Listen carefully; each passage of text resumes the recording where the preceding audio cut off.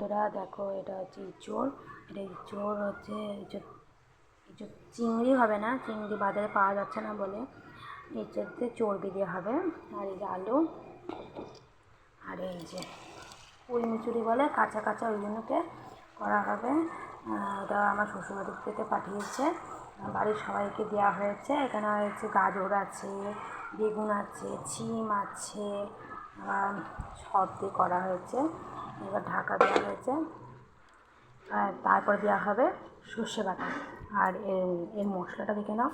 ইঁচড়ের মশলাটা পেঁয়াজ কুচি, লঙ্কা কুচি, সরি টমেটো মারছে একটা ছোটো সাইজে, আদা রসুন, এটা হচ্ছে মশলা। আর টমেটো রয়েছে এটাতে দেওয়ার জন্য, আর কাঁচা লঙ্কা।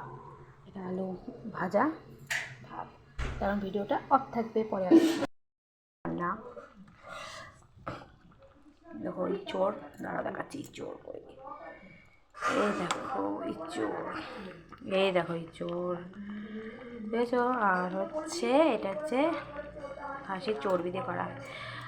আর এই যে এটা হচ্ছে রসুন, এটা গোটা রসুন।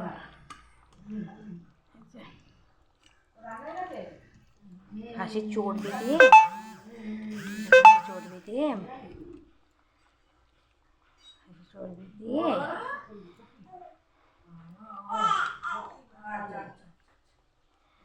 ইঁচড় করা হয়েছে। তার মধ্যে হাঁসের মাংস জিনিসই হলে আমার রসুন তো দেওয়া হবে। এই যে রসুন, ঠিক আছে। তার সাথে হয়েছে ডাল, এই যে ওই চচ্চড়িটা, ভাত, ঠিক আছে।